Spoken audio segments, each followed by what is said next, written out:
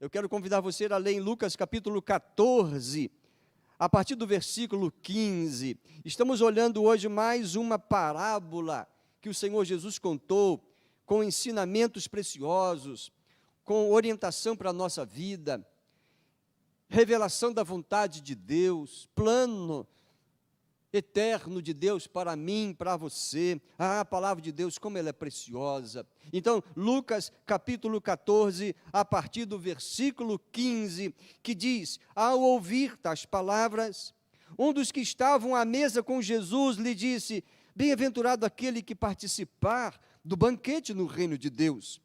Jesus, porém, respondeu: certo homem deu uma grande ceia e convidou muitos. À hora da ceia, enviou o seu servo para avisar os convidados: venham, porque tudo está preparado.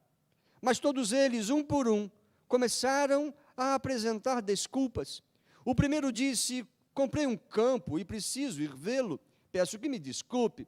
Outro disse: comprei 5 juntas de bois e vou apresentá-las, peço que me desculpe. E outro disse: casei-me e por isso não posso ir. O servo voltou e contou tudo ao seu senhor. Então, irado, o dono da casa disse ao seu servo: saia depressa para as ruas e becos da cidade e traga para cá os pobres, os aleijados, os cegos e os coxos. Mais tarde, o servo lhe disse: patrão, já fiz o que o senhor mandou e ainda há lugar. Então o senhor disse ao servo: saia pelos caminhos e atalhos e obrigue todos a entrar, para que a minha casa fique cheia. Porque digo a vocês, que nenhum daqueles homens que foram convidados provará a minha ceia. Que Deus fale profundamente ao nosso coração. Obrigado, ó Deus, pela tua palavra. É revelação do Senhor para nós, é autoridade, é ensinamento, é a verdade. Agora ensina-nos, convença-nos, abençoa-nos com a tua palavra, na direção do Espírito Santo. Oramos em nome de Jesus. Amém. Amém.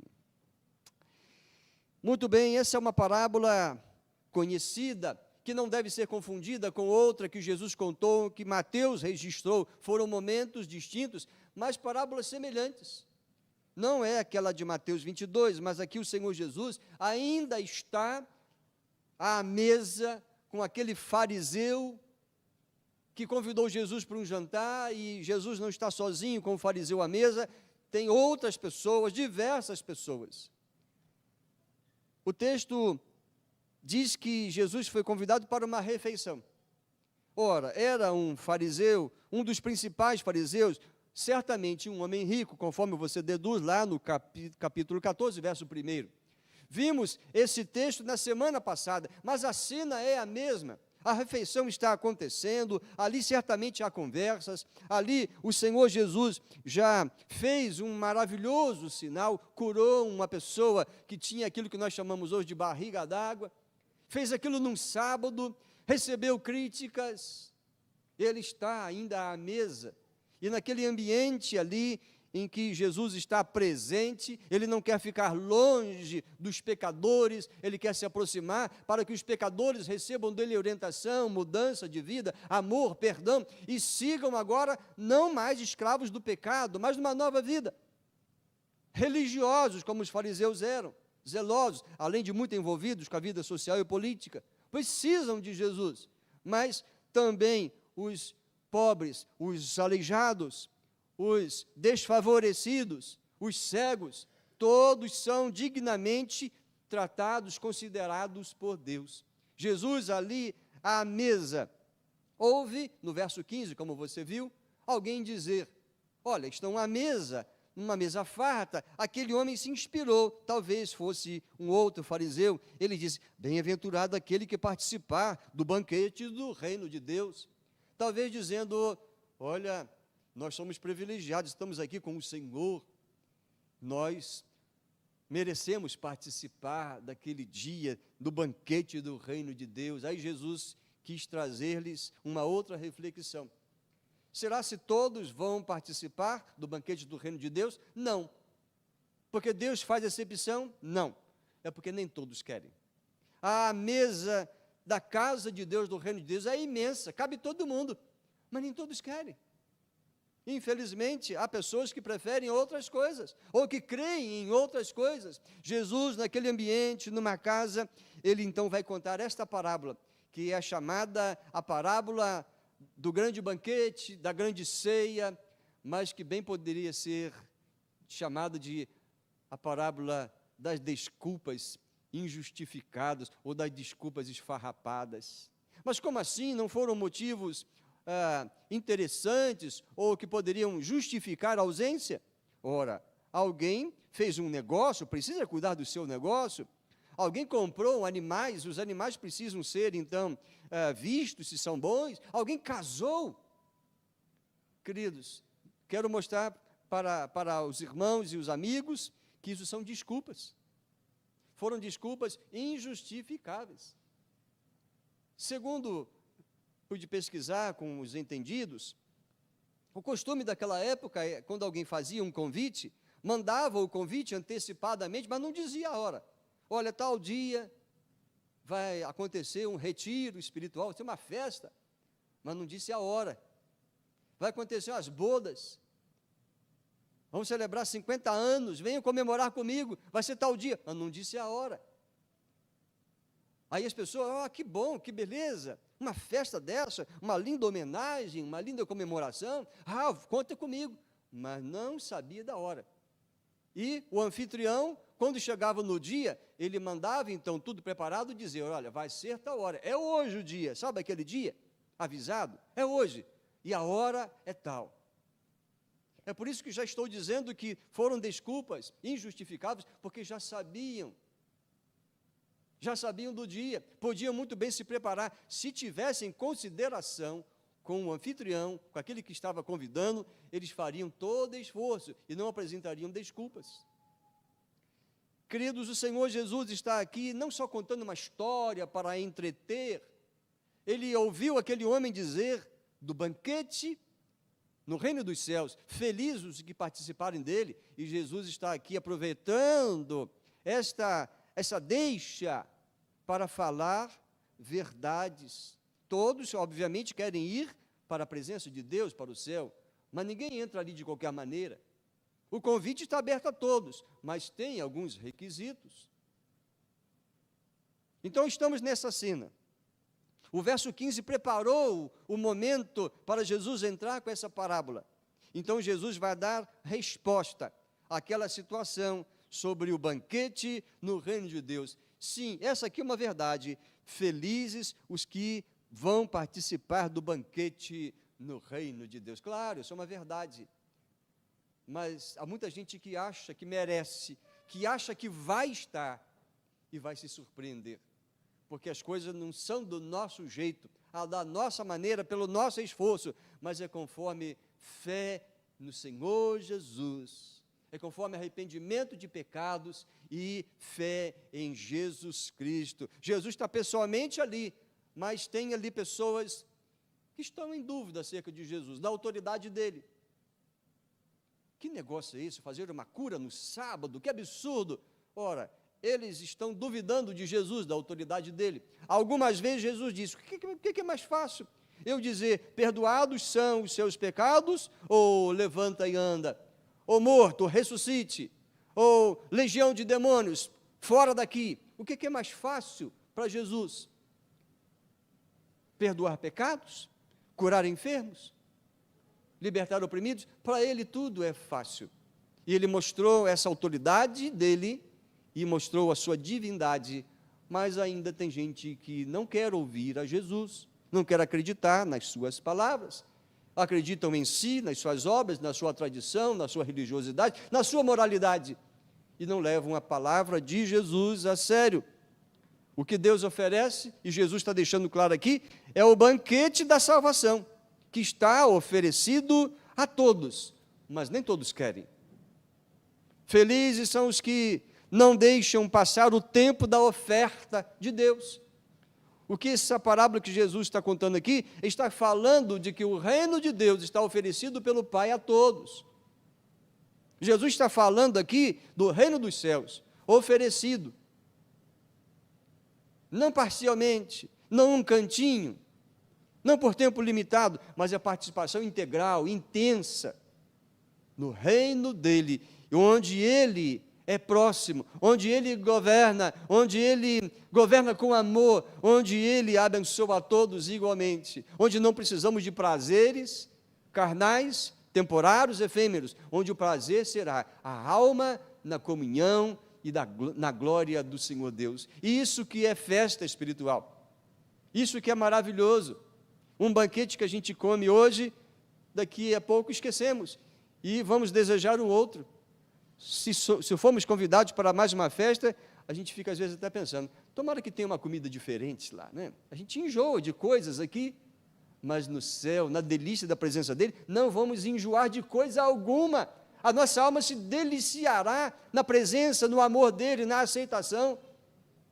A Bíblia não fala tantos detalhes do céu, mas nem precisaríamos, bastaria nos entender, eu vou estar com Deus, ele vai me aceitar, pronto, o resto é com ele. E ele certamente vai nos surpreender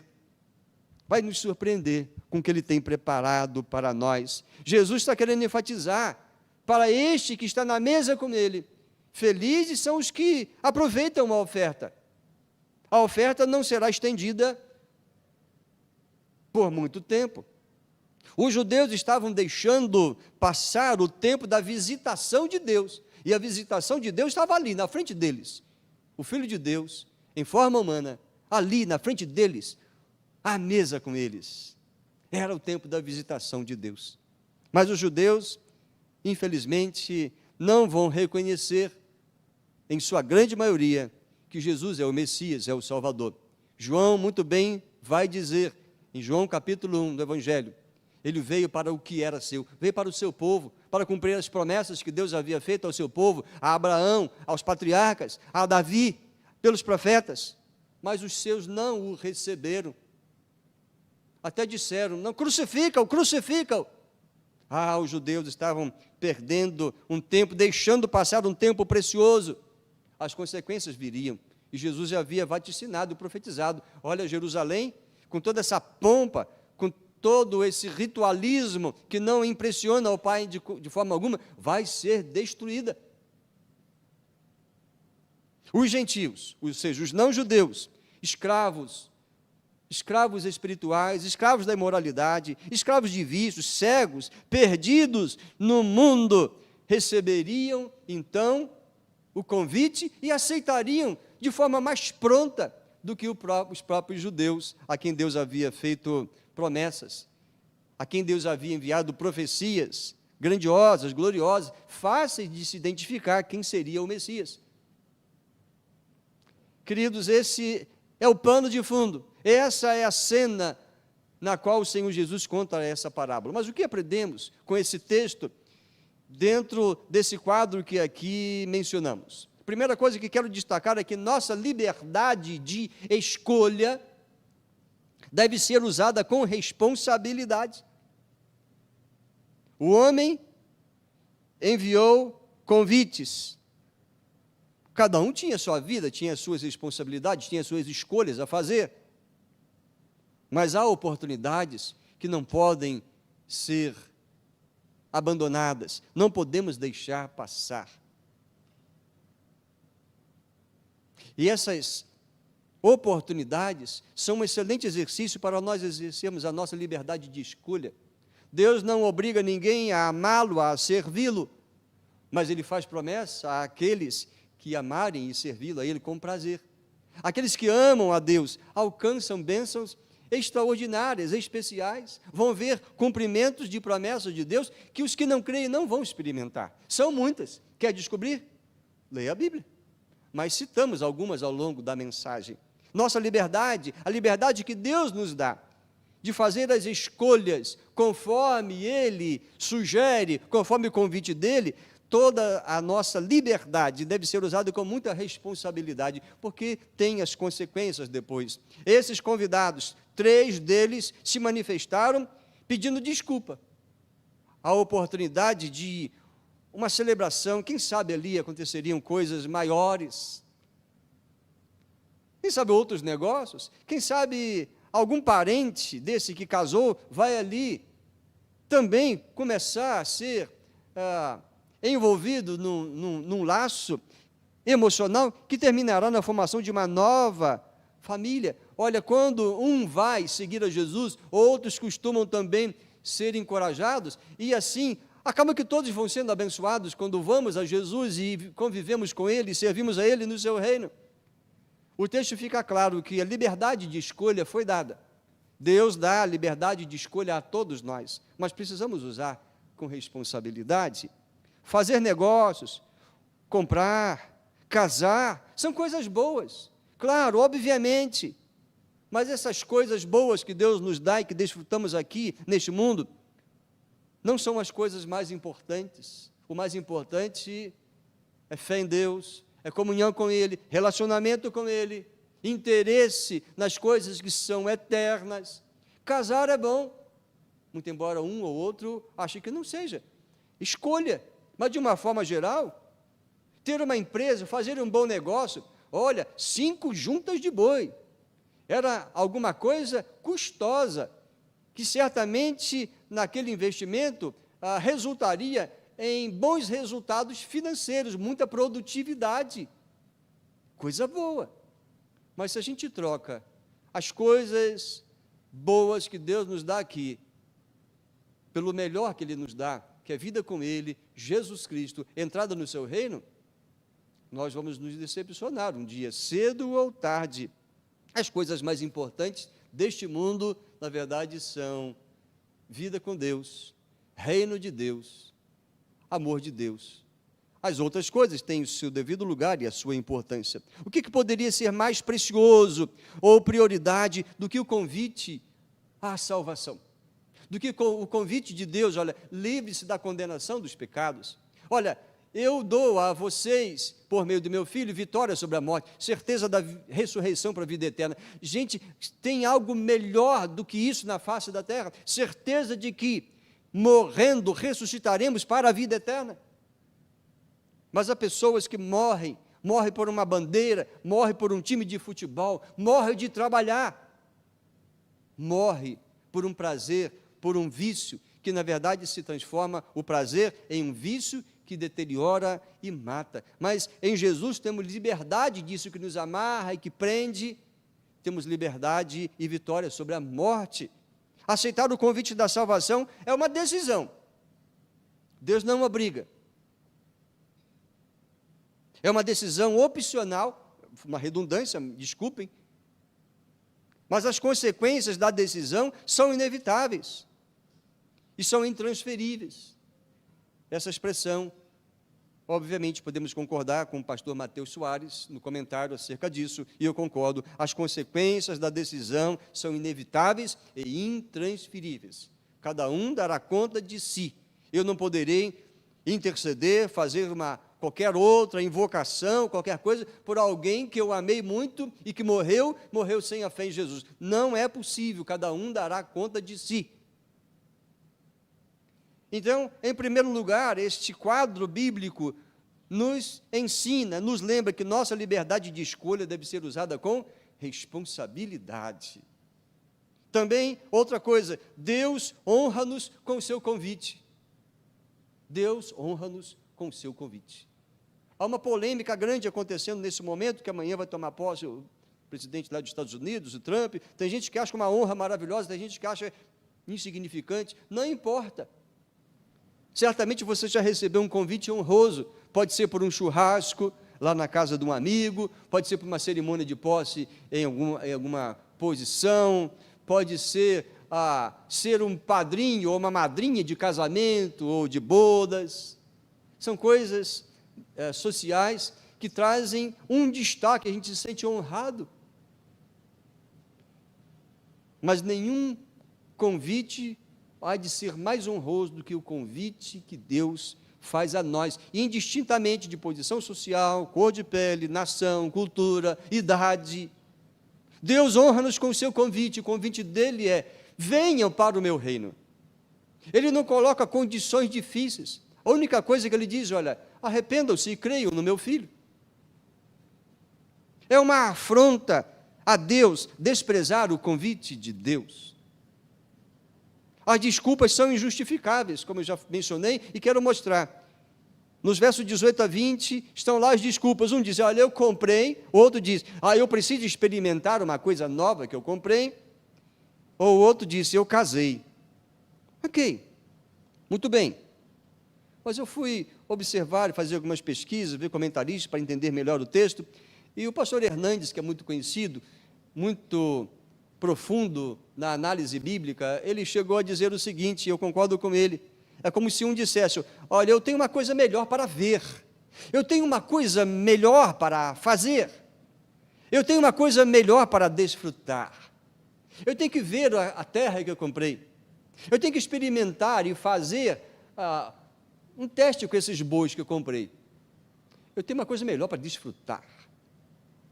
Dentro do contexto social, a gente vê essas desculpas aqui, mas o que fizeram o convite, já confirmado, ele se sentiu muito afrontado, desrespeitado. Queridos, as coisas desta vida mencionadas como justificativas para serem desculpas, foram feitas para ser uma bênção. Terreno, propriedade, quem tem um terreno, quem tem uma casa, quem tem um bem, um móvel, um imóvel, isso é uma bênção. Quem é bem-sucedido nos negócios, pode fazer grandes negócios, isso é uma bênção. Quem pode formar uma família, casar, ter filhos, ter muitas alegrias, isso é bênção. Deus não criou essas coisas para serem um tropeço, para ser um fim, a gente viver só em função disso. Isso não pode ser, por mais que sejam coisas boas, impedimentos para nós servirmos a Deus. Se ocupam o lugar de Deus nas nossas vidas, se transformam em ídolos. E aquilo que ocupa o lugar de Deus na nossa vida, sendo ídolo, será uma abominação. Bem diz o final da Bíblia, em Apocalipse, que, dentre outras coisas, os idólatras não vão entrar no reino dos céus. Quem ama mais o bem, o prazer, ama mais o filho, a esposa, o poder do que a Deus, esse se transformou em um idólatra no seu coração. Se Deus não ocupar o primeiro lugar na vida, se a Ele não for exclusiva a nossa adoração, a nossa vida, nós não iremos ter condição alguma de entrar no reino dos céus. Isso é muito sério, por isso eu trago isso como uma ênfase. Deus honra-nos com o seu convite, é uma afronta a Ele negar aceitação e colocar outras coisas no lugar honroso a que Deus nos chama. Quero dizer uma terceira coisa, que quem se exime da responsabilidade de aceitar o convite da graça de Deus, só vai apresentar desculpas injustificáveis. Estou repetindo essa expressão, porque há pessoas que acham que podem dizer não para Deus com algumas justificativas, mas nada vai ser plausível e aceitável a Deus. Veja só, ninguém compra uma coisa sem ver. Aquele sujeito diz, olha, eu comprei um terreno, eu preciso ver. Você compraria um terreno sem ver? Foi uma desculpa esfarrapada, injustificável. Ninguém faz um alto negócio sem testar, sem examinar, sem verificar. Você vai comprar 5 juntas de bois sem ver os animais, ver se tem algum defeito, ver se tem alguma doença? Os entendidos vão olhar o casco, olhar o dente, olhar os olhos. Desculpa, é injustificável. Antes de fechar o negócio, vai lá, vai ver. A desculpa desse sujeito foi, eu comprei 5 juntas de bois e vou experimentá-las. Se comprou e pagou e fez isso mesmo, é um louco. Mas era desculpa. Ainda que ele tenha dito, peço que me desculpe, a desculpa não foi aceita, porque foi injustificável. Ou o casado, mas ele casou, mas poderia levar a esposa? Ele já não sabia do convite? Já tinha recebido. Segundo o costume da época, aqueles que estavam à mesa com Jesus estavam entendendo direitinho, porque são elementos da cultura. Ora, eu fui convidado, certamente poderei levar a minha esposa. Eu casei. Na lei antiga, um homem que casasse, ele poderia ficar livre por 1 ano da guerra, não precisava ir para a guerra. Mas aqui não se trata de guerra, aqui era uma honra, era um convite. E já poderia ter se preparado, e poderia falar: ó, minha querida, vamos suspender a nossa lua de mel, por enquanto, mas nós vamos nesse compromisso, que é muito importante, vamos lá. Olha, nós temos a vida inteira, foi desculpa. Assim também, aqueles que rejeitam, se eximem da responsabilidade de aceitar o convite honroso de Jesus para entrar no seu reino, só apresentarão desculpas injustificáveis. As pessoas preferem ver terrenos neste mundo, em vez de entrar no reino. Ouvem falar do reino dos céus, fica até pensando, seria tão bom, né? Mas não toma uma decisão. É como estivesse olhando à distância o reino, mas só está olhando, acha bom, mas não entra. As pessoas são muito focadas no que é terreno. Há de que tenhamos muito desafio, muita responsabilidade, muito compromisso na vida terrena. Sustentar uma casa, sustentar uma família é algo custoso. Mas, queridos, tudo ficará aqui. Cada um entra no reino pela porta que é estreita. E diante do juízo será um por um, sozinhos, a darem contas de suas vidas. Mas as pessoas estão muito preocupadas com o que é terreno, ver os terrenos aqui no mundo. Mas o Senhor Jesus, a Nicodemos, um outro fariseu, um mestre da lei, o Senhor Jesus diz: olha, quem não nascer de novo não poderá ver o reino. Está em João capítulo 3, o verso 3, e depois no verso 5 ele disse: em verdade lhe digo, quem não nascer da água e do Espírito não pode entrar no reino de Deus. Ver e entrar no reino de Deus tem como a condição crer em Jesus, receber dele um novo coração, nascer de novo. Em uma palavra mais comum é conversão, não é mudar de religião, mas é mudar a direção da vida e passar a seguir a Jesus, viverem na direção de Deus, não na direção do seu próprio coração, das suas próprias escolhas. Podemos muito bem formar famílias, fazer bons negócios, construir patrimônio e ainda assim servir a Jesus, mas cada coisa no seu lugar. Nada deve roubar o lugar de Deus na nossa vida. As pessoas preferem, então, ver terrenos, ver coisas deste mundo, e não querem contemplar a beleza da glória e da graça de Deus na eternidade. As pessoas preferem trabalhar, e trabalhar pelo que vem, ao invés de receber de graça aquilo que é eterno. Trabalhar é importante. Quase todos aqui trabalham. Alguns aqui já trabalharam e sabem o custo que é chegar a ter uma aposentadoria. Trabalhar é importante. Mas não podemos trabalhar só para esta vida, para a aposentadoria que pode nem chegar, para a velhice que pode nem chegar, mas a eternidade nos espera, para lá todos vamos, não importa a idade. O que é eterno precisa preceder aquilo que é terreno. O reino de Deus está aberto para todos, a oferta da graça de Deus não é algo barato. O que vemos no texto é que tudo foi preparado, as pessoas só precisavam comparecer, tudo foi preparado, um banquete, algo extraordinário. Mas a graça que Deus nos dá, para nós é de graça, não é algo barato. A entrada no reino dos céus custou o sangue de Jesus, é de valor eterno. O que podemos fazer aqui nesta vida ficará aqui, mas o que fazemos pela fé em Cristo Jesus repercutirá na eternidade. Não viva só para o trabalho, para o que é terreno, para o que é financeiro, social. Olhe para a sua espiritualidade, relacione-se com Deus por meio de Cristo Jesus. Siga a sua palavra. A Bíblia não é um livro comum, simples, é um livro extraordinário, é um manual de Deus para nós, é o livro da revelação de Deus, que aponta o início das coisas, mas o fim também, que explica por que o mal existe no mundo, e Deus não tem culpa de coisa alguma, são os nossos pecados. Siga essa direção dos céus, que está na sua palavra, que se resume em Cristo Jesus. O apóstolo Paulo, texto muito clássico, Efésios 2, versos 8 e 9, e diz: pela graça vocês são salvos. Como quem diz, Deus providenciou tudo para a salvação de vocês. Vocês não entram com nada.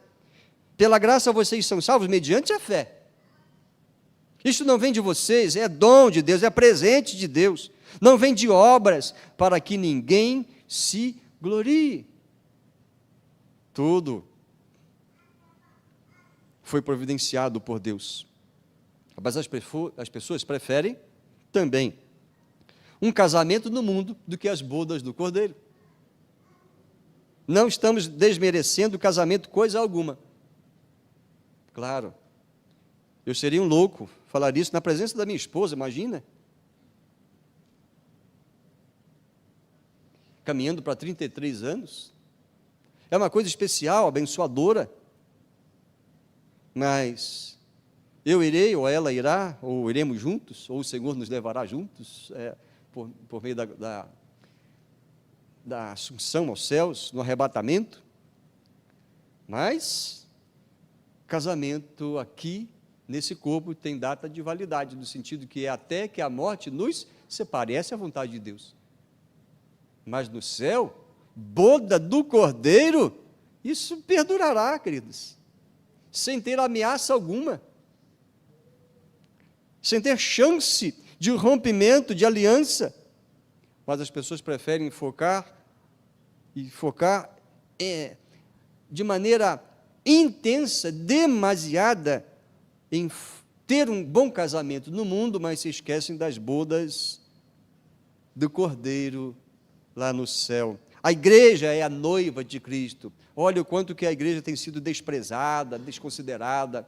Alguns até dizem, mas tem tanto escândalo, tem tanto pecado, mas a igreja é de gente pecadora, mas que luta para vencer o pecado. A igreja não é lugar de gente perfeita, e se você está buscando, assim que você botar o pé numa igreja que você acha que é perfeita, ela vai deixar de ser perfeita, porque lá estará entrando mais um pecador.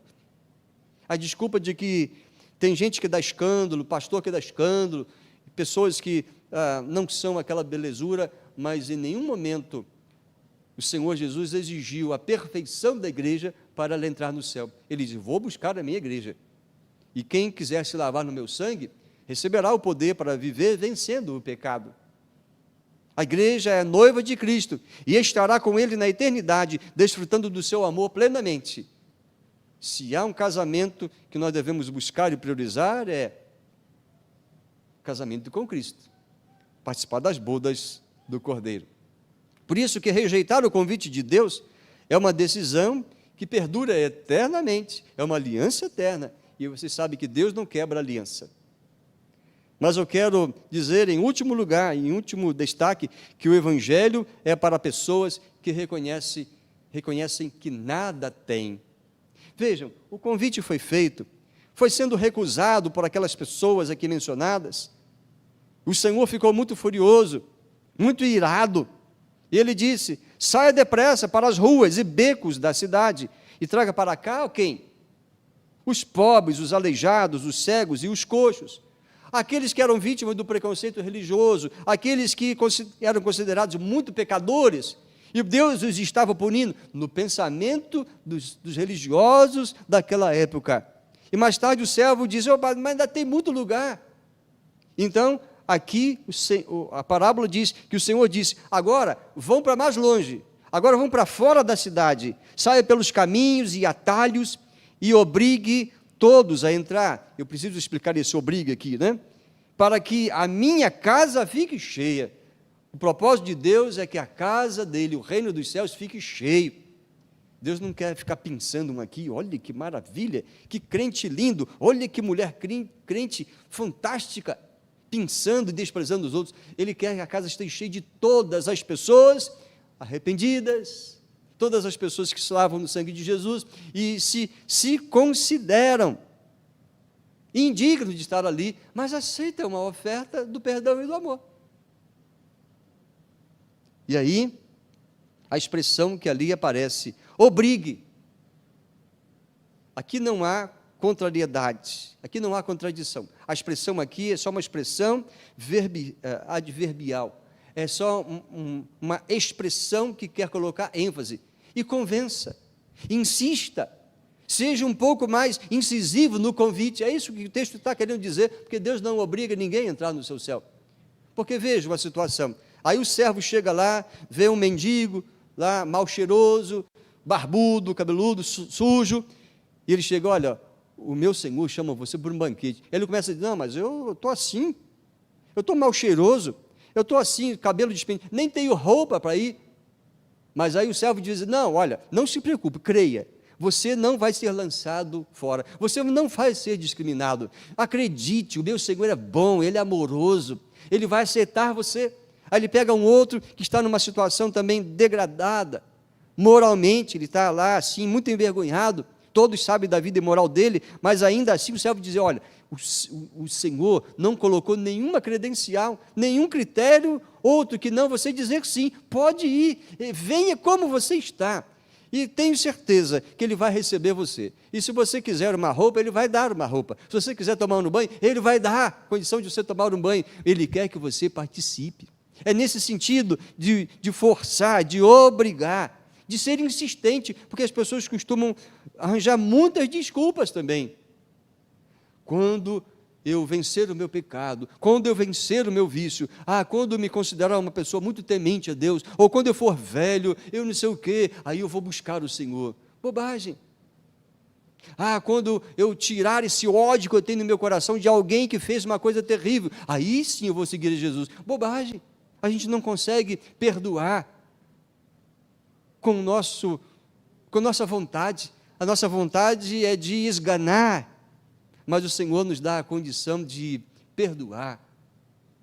Por mais difícil que possa parecer, é a verdade, porque o amor provém de Deus, e se Ele perdoa o pecado de todos, é porque Ele tem poder de colocar esse amor no nosso coração, e tirar de nós esse desejo de retaliação, de vingança, de ódio, e colocar um amor, e cobrir um passado de pecados e ofensas, e colocar a todos nós numa família só, que se chama família de Deus, num reino só, em que Ele governa com poder e amor.